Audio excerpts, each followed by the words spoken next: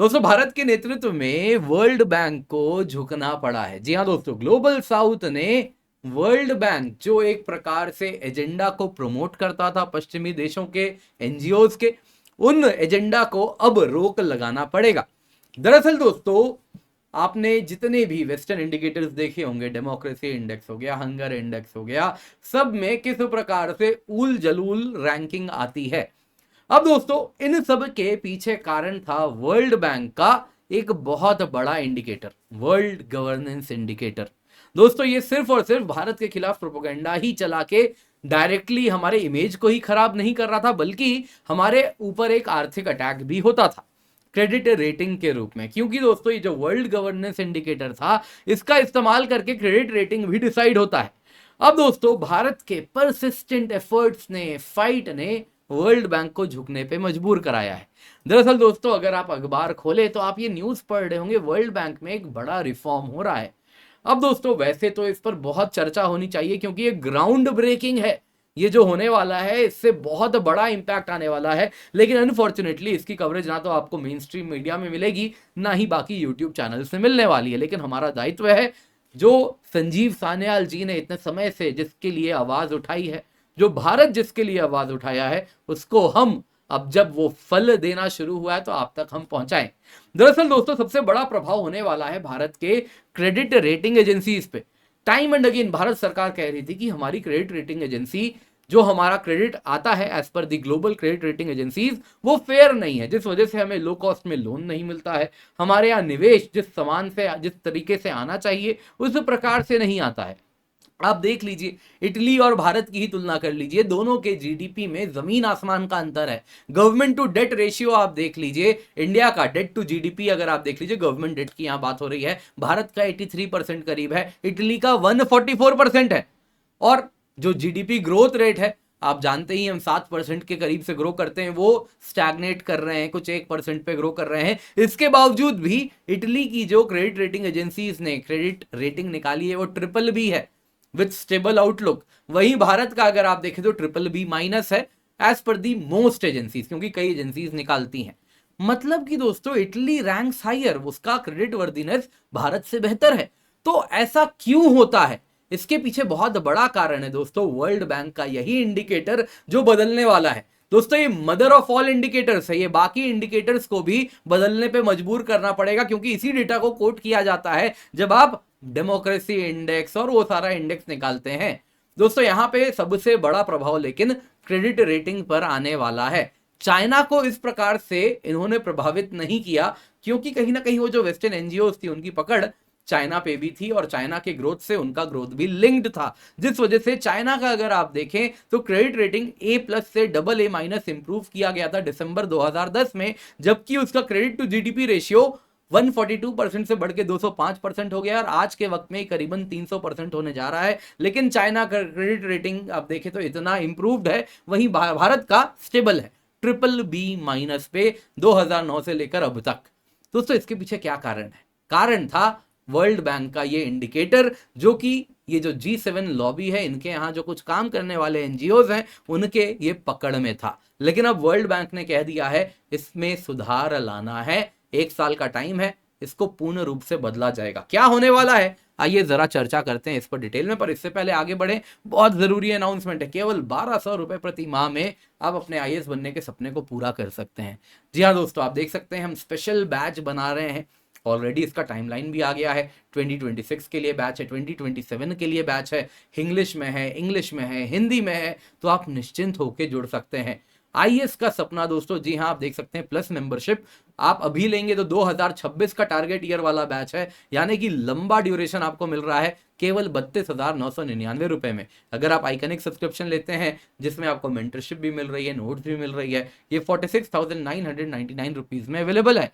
वैसे ही 2027 का अगर आप लेते हैं तो आप देख सकते हैं बहुत लंबा ड्यूरेशन आपको मिल रहा है, कंटिन्यूअसली आपको प्रिपेयर किया जाएगा, फोकस्ड रखा जाएगा। प्लस मेंबरशिप 42,999 में है, आइकनिक मेंबरशिप 56,999 रुपीज में है। इस कीमत पे आप याद रखिएगा, आप प्लस मेंबरशिप भी लेते हैं तो भी आपको कंप्लीट प्रिपरेशन होगा, जीएस का, सीसैट का, टेस्ट सीरीज सारे मिलेंगे, प्रीलिम्स के भी, मेंस के टेस्ट सीरीज विद इवैल्यूएशन मिलेंगे, डेडिकेटेड डाउट सॉल्विंग भी मिलेगा।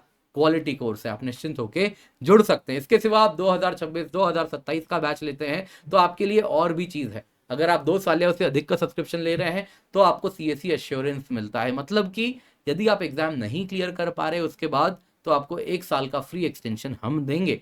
इसके सिवा अगर आप 2025 को टारगेट कर रहे हैं तो आपके लिए रफ्तार बैच है केवल 17,999 रुपए में। ये सारी कीमत तब होती है जब आप KC10 कोड का इस्तेमाल करते हैं, तो आप निश्चिंत होकर जुड़े, यूज द कोड KC10। तो आइए दोस्तों समझते हैं सबसे पहले ये इंडिकेटर कौन सा है, वर्ल्ड वाइड गवर्नेंस इंडिकेटर। देखिए दोस्तों, इसको बनाया जाता था 6 डायमेंशंस का इस्तेमाल करके।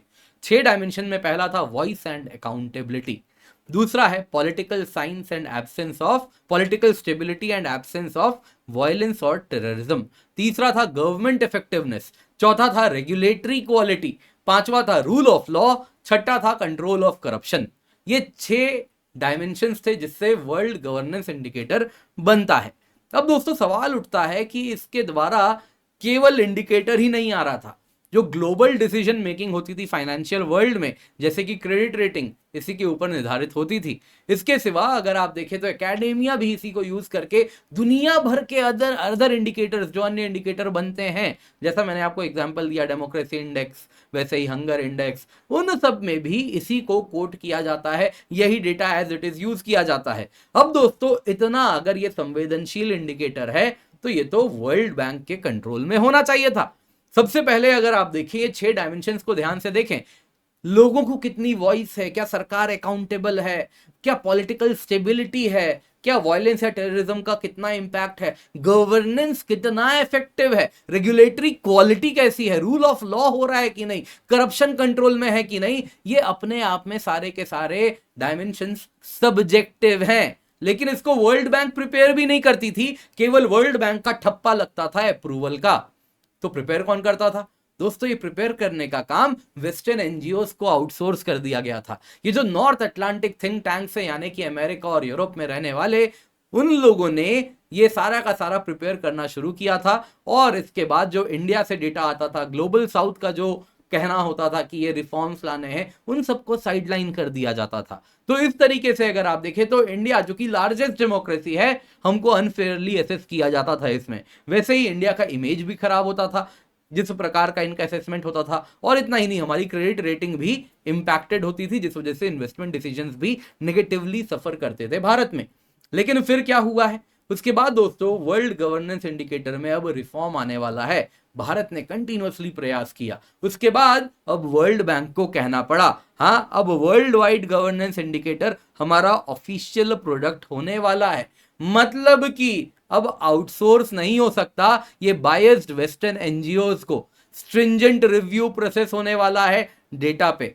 मतलब कि दोस्तों भारत के लिए भी अगर आप देखें तो हम कहीं ना कहीं फेयरर असेसमेंट्स की उम्मीद कर सकते हैं। इंडिया का जो गवर्नेंस का रिलेटेड रैंकिंग है वो आप इंप्रूव होते हुए देखेंगे। इतना ही नहीं, वर्ल्ड बैंक ने यह भी कहा कि हाँ अब हम ग्लोबल साउथ से भी डेटा लेंगे। केवल ये वेस्टर्न थिंक टैंक्स कुछ भी उल जलूल सर्वे करते हैं और फिर रिपोर्ट छाप देते हैं, वो नहीं चलेगा। इंडियन डेटा सोर्सेज, फिर वो नीति आयोग से आ रहे हैं, अन्य एजेंसी से आ रहे हैं, वो भी इंक्लूड किया जाएगा वर्ल्ड वाइड गवर्नेंस इंडिकेटर बनाते वक्त। इसके सिवा जो ग्रास रूट गवर्नेंस इनोवेशंस हो रहे हैं हमारे, जैसे पंचायती राज में जो हमने किया है, ये भी हम वर्ल्ड वाइड गवर्नेंस इंडिकेटर में पुश कर सकते हैं कि ये भी एक फैक्टर हो कि कितनी मजबूत डेमोक्रेसी है, इससे भी पता चलता है। इतना ही नहीं दोस्तों, ट्रांसपेरेंसी भी होने वाला है, फेयर प्ले भी होने वाला है। क्यों? क्योंकि सबसे पहले ये जो डेटा सोर्सेज होने वाले हैं, वर्ल्ड बैंक को बताना पड़ेगा कि मेथोडोलॉजी क्या है, और इसके पीछे यदि कोई फंडर था जो कि इस पूरे के पूरे सर्वे को कैरी आउट करवाया, जिस एनजीओ ने किया, उसके पीछे कौन फंडर है, तो वो भी बताना पड़ेगा। मतलब कि दोस्तों भारत में अगर आप देखें तो जो बायस्ड फंडिंग होता है कुछ लोगों के द्वारा, जो कि पूर्ण रूप से भारत के इंडिकेटर्स को, रैंकिंग को अनफेयरली इफेक्ट करते हैं, वो नहीं कर पाएंगे। जो स्मॉल ग्रुप ऑफ फंडर्स हैं जो कि लेजिटिमेसी लॉन्ड्रिंग करते हैं, अपना जो एजेंडा ड्रिवन व्यू होता है उसको जबरदस्ती थोपने का प्रयास करते हैं और उसके लिए एनजीओ को फंड करते हैं, और जो इनको चाहिए वही एनजीओ एज इट इज छाप देते हैं without doing real ground work, तो वो अब नहीं चलेगा। इसके सिवा हेल्थ वार्निंग, मतलब क्या हुआ? मतलब कि यदि किसी इंडिकेटर में, वर्ल्ड वाइड गवर्नेंस इंडिकेटर में कोई भी अगर बायस हो रहा है तो मेंशन करना पड़ेगा। जैसे बताना होगा कि ये जो डेटा आ रहा है ये कुछ वेस्टर्न एनजीओज के द्वारा आ रहा है, हो सकता है कि इंडियन रियलिटी को एक्चुअली रिप्रेजेंट ना करे। दोस्तों इसका मतलब ये हो रहा है कि इंडिया की जो एडवोकेसी फॉर चेंज हुई है, परसिस्टेंट क्रिटिसिज्म हुआ है, वो अब फल दे रहा है। ग्लोबल साउथ के लिए बहुत बड़ा लेसन है कि यदि हम इंटेलेक्चुअली यूनाइट हों, कोलैबोरेट करें, तो ग्लोबल इम्बैलेंस को हम करेक्ट कर सकते हैं। लेकिन अभी काम बस शुरू हुआ है। अगला स्टेप भारत के लिए है कि अब ये जो वर्ल्ड वाइड गवर्नेंस इंडिकेटर आने वाला है उसको हम एक्टिवली मॉनिटर करें, उसकी इंप्लीमेंटेशन जेन्युइनली भारत को, ग्लोबल साउथ को इंक्लूसिव करते हुए हो रही है, ये इंश्योर करें। इसके सिवा भारतीय इंस्टीट्यूशंस जितने भी हैं, नीति आयोग हो गए, अन्य एजेंसीज हो गए, उनको भी एक्टिव पार्टिसिपेशन करना होगा वर्ल्ड वाइड गवर्नेंस इंडिकेटर बनाने में। अब हमने ये वेस्टर्न कबाल को तोड़ तो दिया है, लेकिन कहानी अब शुरू हो रही कि कैसे हम इसमें घुस के एक real picture with respect to governance of the world हम बना पा रहे हैं। हम अपने ओपिनियन से चीजों को अब शेप कर पा रहे हैं, उसकी जरूरत अब आन पड़ी है। दोस्तों उम्मीद करता हूं आपको वीडियो पसंद आई होगी, लाइक जरूर कीजिएगा, शेयर करना ना भूलें। बाकी याद रखिए आपके लिए बड़ी अफोर्डेबल प्राइस पे हम यूपीएससी सीएससी का सब्सक्रिप्शन लाए हैं, 1200 रुपए प्रति माह से भी कम है। जी हाँ दोस्तों, आप देख सकते हैं टारगेट ईयर 2026 के लिए 32,999, 2027 के लिए 42,999। अगर आप आइकनिक सब्सक्रिप्शन लेते हैं तो ये सब तो आपको मिलता ही है। इसके सिवाय एक एडिशनल है, 1-on-1 मेंटरशिप मिलेगा, आपको नोट्स मिलेंगे, और ये सब बाकी प्लस का तो सारा आपको सुविधा मिलती ही है। दोस्तों 27 नवंबर को ऑफर खत्म होने वाला है, जल्दी से जाएं, जाके एनरोल करें, use the code KC10 for maximum discount. याद रखिएगा KC10 कोड का आपको इस्तेमाल करना है तो ही आपको मैक्सिमम डिस्काउंट मिलेगा। बाकी 2025 के प्रीलिम्स के लिए रफ्तार बैच लाए हैं, 17,999 रुपए में है। इसमें 29 प्रीलिम मॉक टेस्ट हैं, कंप्लीट करंट अफेयर्स रिवीजन होगा, डेडिकेटेड डाउट सॉल्विंग होगी, कंप्लीट सिलेबस कवरेज बस 6 महीने में होने वाला है। 6 दिसंबर से बैच भी स्टार्ट हो जाएगा। जल्दी से जाएं, जाके जुड़ जाएं। सीएससी अश्योर प्रोग्राम है, 2 साल या उससे अधिक का सब्सक्रिप्शन लेंगे तो आपको अगर मन मुताबिक रिजल्ट नहीं मिलता है तो फ्री 1 ईयर एक्सटेंशन हम देंगे। Use the code KC10।